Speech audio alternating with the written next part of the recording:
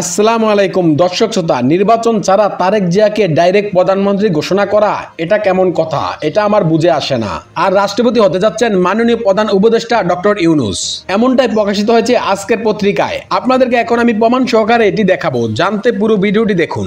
আজকের পত্রিকা online news পোর্টালে একটি নিউজ প্রকাশিত হয়েছে, সেই নিউজটি এখন আপনাদেরকে পড়ে শোনাচ্ছি। নিউজটির হেডলাইন হচ্ছে এমন: ডক্টর ইউনূসকে রাষ্ট্রপতি ও তারেক রহমানকে প্রধানমন্ত্রী করে জাতীয় সরকারের প্রস্তাব। এখন আপনাদেরকে এই নিউজ সম্পর্কে বিস্তারিত পড়ে শোনাচ্ছি। কালবেলা সহ নির্ভরযোগ্য অনেক পত্রিকায় এটি প্রকাশিত হয়েছে। তো যাই হোক, এখন আপনাদেরকে এই নিউজ সম্পর্কে আমি বিস্তারিত পড়ে শোনাচ্ছি।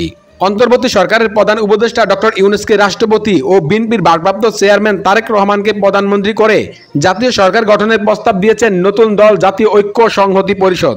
সোমবার জাতীয় প্রেস ক্লাবে আত্মপ্রকাশ করে নতুন রাজনৈতিক দলটি। মোহাম্মদ নাজিমুল হককে আহ্বায়ক করে 20 সদস্য বিশিষ্ট কমিটির এই নতুন দল জাতীয় সরকারের রূপরেখা ও নতুন মন্ত্রিসভার আনুপাতিক হারে একটি প্রস্তাবও তুলে ধরে। ডক্টর ইউনূসকে রাষ্ট্রপতি ও বদিউল আলম মজুমদারকে উপরাষ্ট্রপতি, তারেক রহমানকে প্রধানমন্ত্রী ও ডক্টর শফিকুর রহমানকে উপপ্রধানমন্ত্রী করে জাতীয় সরকারের রূপরেখা প্রস্তাব করেন সভায় উপস্থিত ঐক্য ও সংহতি পরিষদের নেতারা। এছাড়া নতুন মন্ত্রিসভার আনুপাতিক হারও প্রকাশ করেন তারা।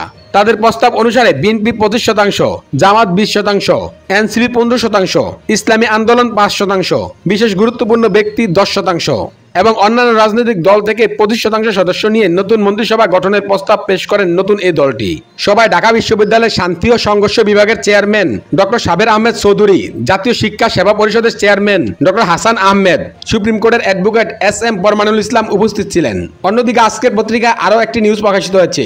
দুই পুত্রবধূকে সঙ্গে নিয়ে ঢাকার পথে খালেদা জিয়া। 4 মাস পর দেশে ফিরেছেন বিএনপির চেয়ারপারসন খালেদা জিয়া। সোমবার বাংলাদেশ সময় রাত 9:30টার দিকে কাতারের আমিরের দেওয়া বিশেষ এয়ার অ্যাম্বুলেন্সে দেশের পথে যাত্রা শুরু করেছেন তিনি। তার সঙ্গী রয়েছেন বিএনপির ভারপ্রাপ্ত চেয়ারম্যান তারেক রহমানের সহধর্মিণী জুবাইদা রহমান ও ছোট ছেলে আরাফাত রহমানের স্ত্রী সৈয়দা শর্মিলা রহমান। খালেদা জিয়াকে বহনকারী এয়ার অ্যাম্বুলেন্সটি মঙ্গলবার সকাল 10টার দিকে ঢাকার হযরত আন্তর্জাতিক বিমানবন্দরে পৌঁছেছে। গত 8 জানুয়ারি কাতারের আমির Sheikh Tamim bin Hamad Al থানির পাঠানো রাজকীয় এয়ার অ্যাম্বুলেন্সে করে উন্নত চিকিৎসার জন্য লন্ডনে যান খালেদা জিয়া। সেই বাহনেই দেশে ফিরেছেন তিনি। তো দর্শক শ্রোতা, নিউজটি এ পর্যন্তই। এই বিষয় নিয়ে যদি আপনাদের কোনো মতামত থাকে তাহলে অবশ্যই তা কমেন্ট করে জানাতে পারেন। ভিডিওটি এ পর্যন্তই। দেখা হচ্ছে পরবর্তী ভিডিওতে। সে পর্যন্ত সবাই ভালো থাকবেন, সুস্থ থাকবেন। আল্লাহ হাফেজ।